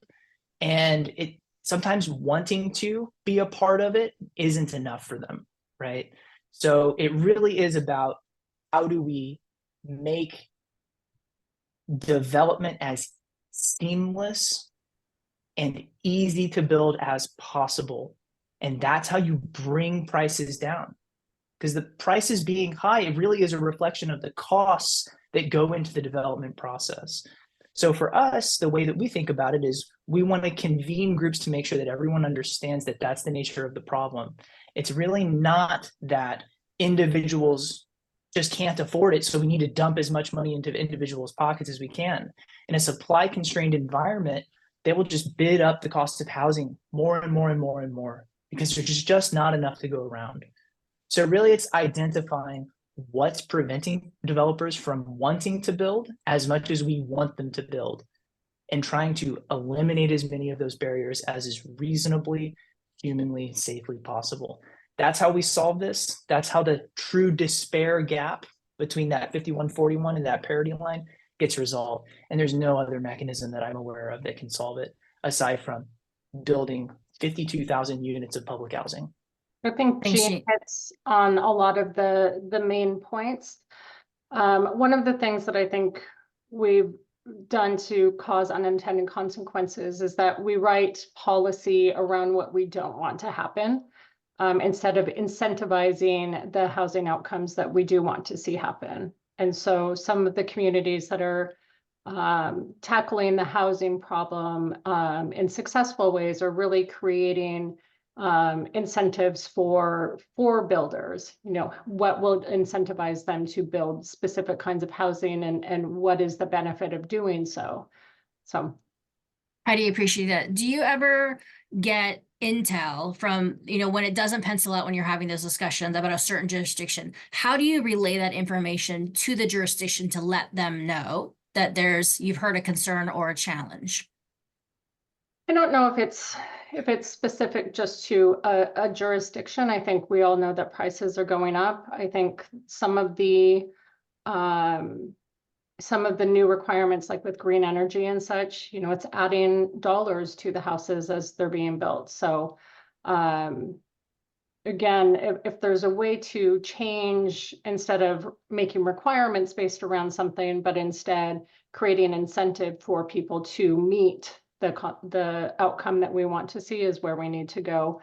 The conversations are starting to happen now, and people are looking at it through that lens. And so that's a good indication that perhaps it may go that way. Thanks, Heidi. Jean, great answers. Any other questions? Councilmember Kathy. Thank you, Mayor. I thank you to both of you, Jean and to Heidi. This is interesting information, some encouraging, some scary, but there always seems to be some possibilities. one of the things that's my deal is, and concern and watching it happen, is that I really don't think that economic growth in lots of different areas and ways and things that you talked about tonight quite has the balance between the climate crisis we're in and people needing housing. And, you know, yeah, maybe doing something that's good for the climate costs more, or you have to design something differently or what, but we have to do it. You know, I mean, we're not gonna have an earth left, and we can't cut down all the trees to do it, and all of these kinds of things, and always in a conversation that, you know, I'm lucky to be part of it, that it's like that balance isn't there. And so I'm just saying, how do you do that? How do you have those conversations, and how do you still get excited about economic growth? Because Tumwater changed their language in a climate action plan to say, you know, the climate issue is an emergency. It's not just here. It's an emergency. So we have to balance protecting and you know, building and procuring and all of that kind of stuff. So I just wondered if you have these kinds of conversations, and if you go back and say you want to, because Joan Cathy brought it up at Tumwater, Michael will put his head in his hand. And I'm not surprised. No, I think one of the things that we continuously see is pitting one against the other. And so do we need affordable housing, or do we need to protect our environment and be good stewards of the ecosystem that we have? And so again, if we can start looking at policy and incentives, so instead of saying this is a requirement for you to implement these standards within houses, if we can look at incentives, you know, and it could be a number of different things. Is it reduced property taxes for some years? Is it tax rebates? What are some of these things that incentivize people to provide the outcome that is so desperately needed? And those finally are conversations that are beginning to happen, that it's not a either or we have to choose one over the other. We know that there is a need for both, and being able to come up with a method that people get to that point by themselves instead of just choosing one or the other. Good. I would even take it a step further than that. And I would say that you can't solve the climate crisis without economic development. And I'm going to substantiate that claim, because I was also a part of the TRPC's Thurston County Climate Mitigation Strategy committees, right? And I'm sure that you know that one of the reportable findings of that was that the single largest area of emissions was structures. Well, that sounds like a construction problem to me. Right?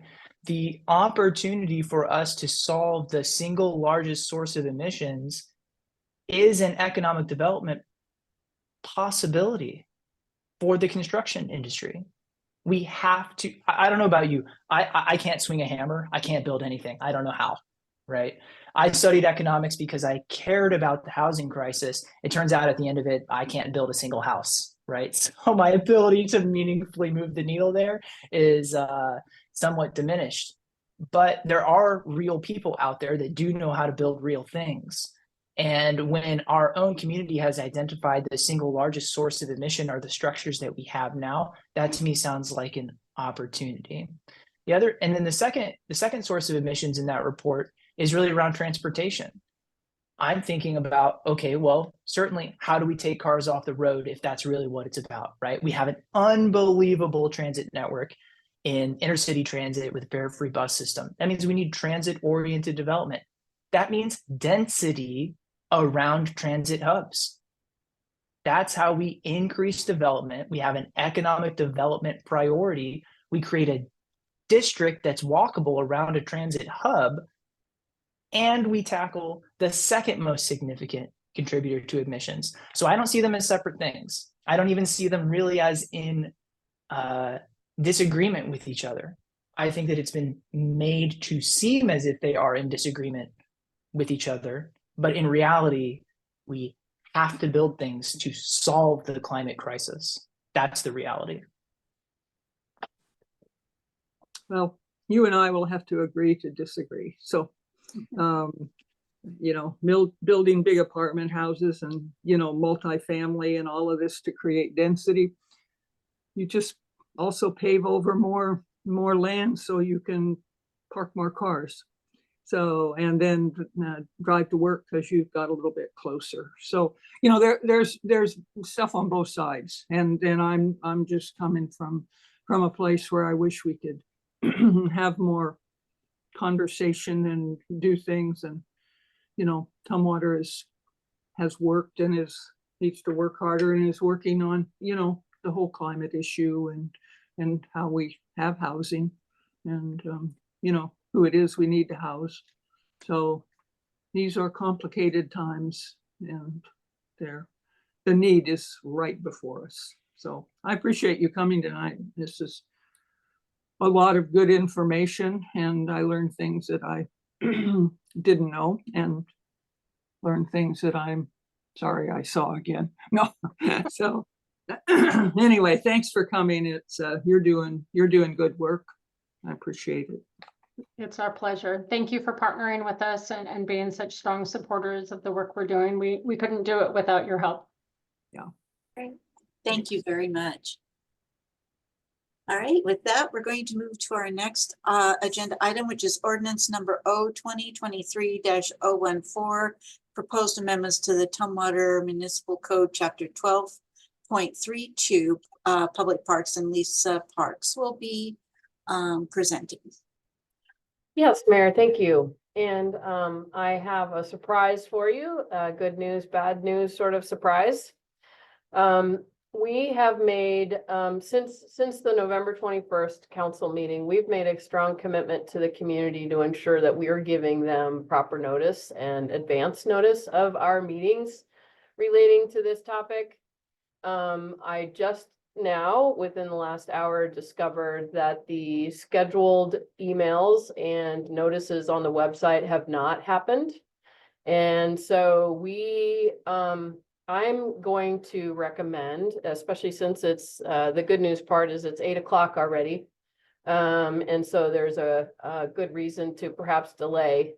But I'm going to strongly recommend that we move this item to a different council work session so that we can make sure that we're giving the public the notice that we committed to giving to them, along with an apology to you for that mistake. I wasn't aware of it, like I said, until just now. But that would be my recommendation. If you would like to move forward with the presentation, I'm happy to do that. I have it ready for you. And we could alternatively then send an email in the morning with as soon as we're able to get the video link. You know, the public isn't provided public comment opportunity at a work session anyway. So it's not as if they were missing out on an opportunity to say more to you. But I do feel like it would be perhaps better if we were to wait. And there's nothing imminent about this at this point that would suggest that we really need to move forward quickly on this. Councilmember Kathy? I would like to see us put it off. I already heard from some people that said, I didn't know you were doing that tonight. But I thought that they just hadn't read the material.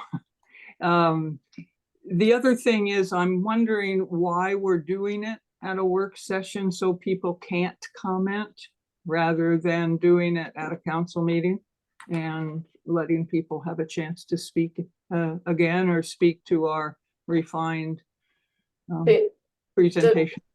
The plan is actually to do both.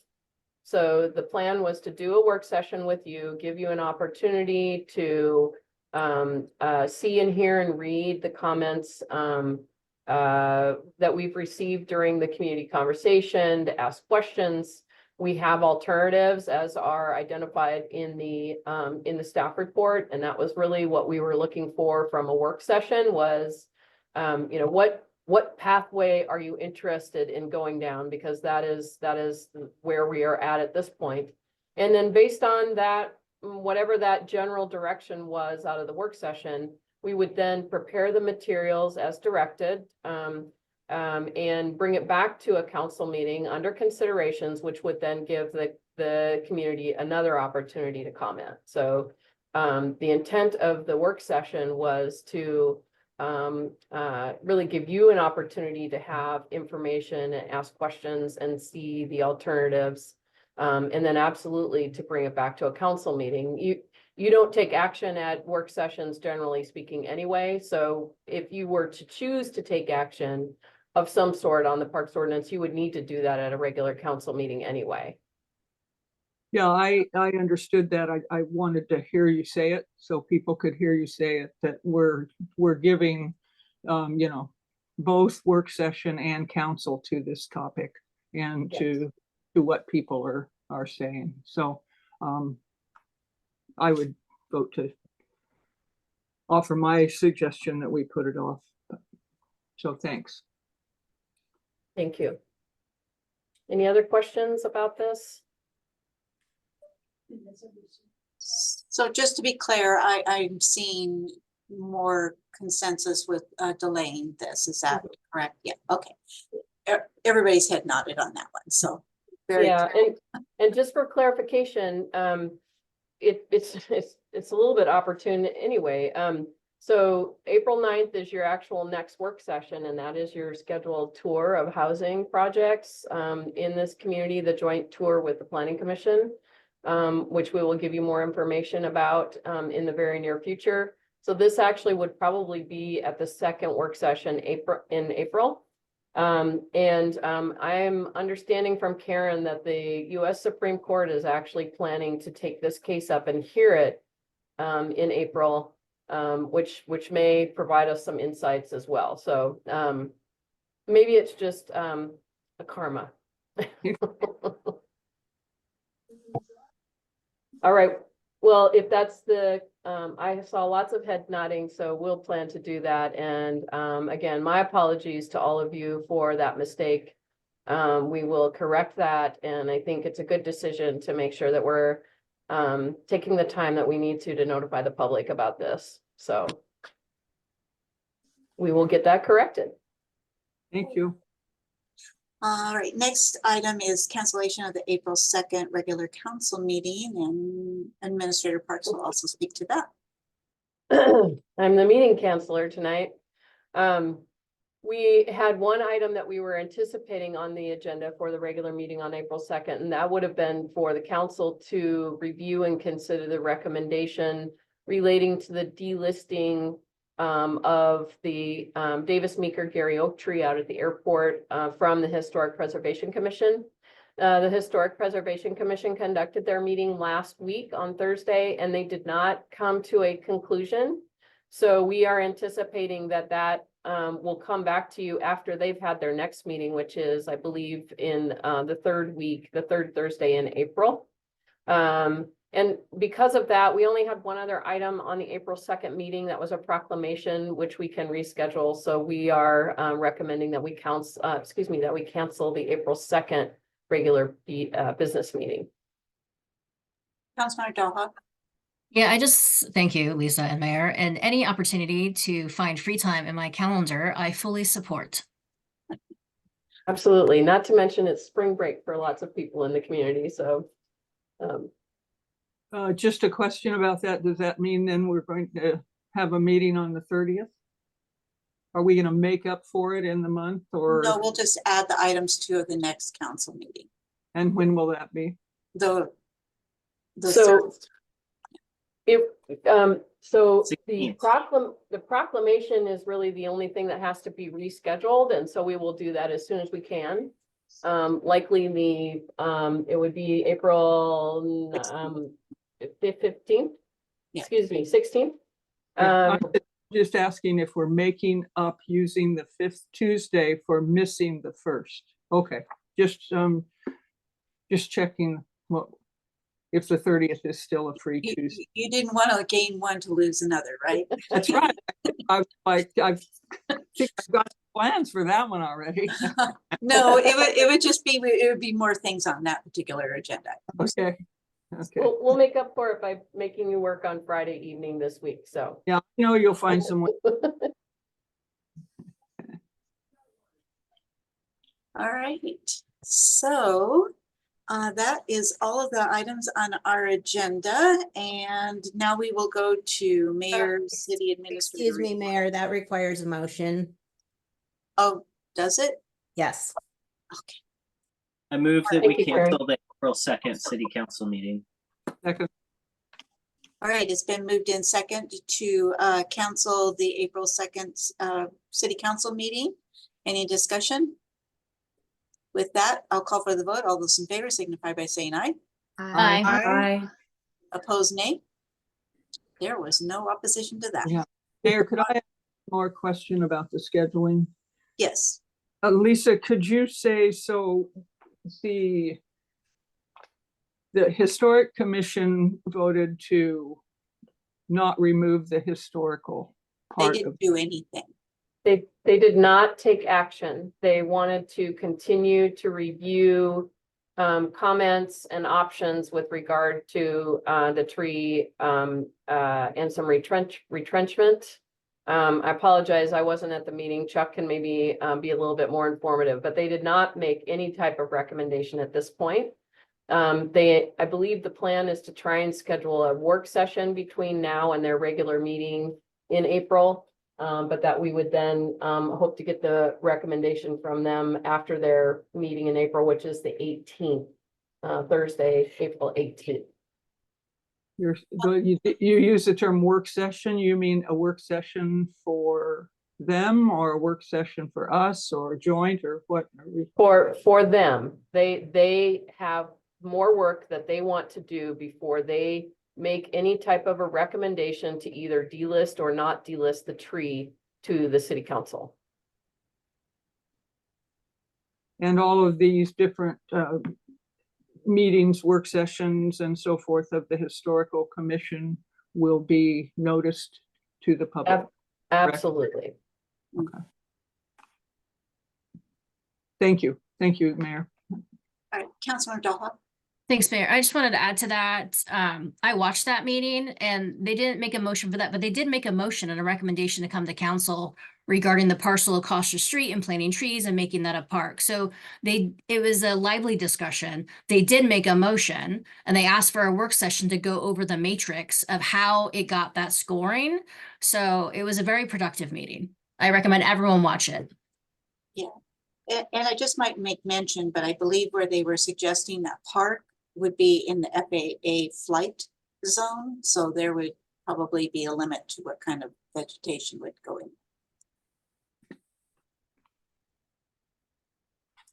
Any other questions? All right. So Administrator Parks, did you have anything for the city administrator report? I just wanted to say that I made it back from Fire Ops 101 in one piece for the most part. Very grateful to our local firefighting union, IAFF Local 2409. I believe I've got that number correct. I'm appreciative that I was extended the invitation and that they sponsored me to attend that event. And I'm really grateful to firefighter Brazy and firefighter Leva for their kind help and attention, particularly during the more scary events related to search and rescue and dark tunnels with smoke. And I am appreciative of the big push from firefighter Leva to make it through. I did complete all of the events. And I have a deeper appreciation for our firefighters and the union that represents them. So really happy and grateful to have survived and been invited and yeah, it was a great experience. I've got a really cool firefighter's hat too, so. Did you get to keep all your outfit? No, I handed back the bunker gear with pleasure. It's very heavy, very cumbersome. But I did get my own, very own firefighter hat, and it actually is helmet. It's exactly the type that our firefighters have. So I feel part of a team. You have yours, Michael? On some I fires, do. My background is obscured right now, but it's hanging on the wall behind me actually. oh, It says Yeah. Fire Ops 101 right on the brim. Anyone, there's other people who want to go. I strongly encourage it. It's pretty fun. no, you all, well, both of you have come back with things that would spook me. Yeah, It is- well, I just thought sometime when we're doing a fire safety or a fire or something, the two of you ought to wear your hats. To count. Well, they Most weigh a definitely. solid, I don't know, 7 pounds. Like you get a crick in the neck pretty quick if you're not used to it. Yeah. He's complaining already. You see why he's not a firefighter. That is but one reason, Councilmember Kathy, that I'm not a firefighter. Yeah, we have a great crew, and I will say that when people saw City of Tumwater, they said, "Oh, Brian Hurley." We are blessed to have such a great fire chief in Brian Hurley. He's well respected across the state. So Great. All right, so I just have just a couple quick things, and I think they've both been touched on tonight. Just a reminder that we have our Friday council retreat wrap up, and that starts at 5 o'clock. And then we also have the April 9th work session is a joint work session and a plan with the Planning Commission, and it involves a tour. So so we will just a reminder that it is a joint one. And so with that, if there's nothing else, I will adjourn the meeting, and thank you everyone. And we will see you in 2 weeks.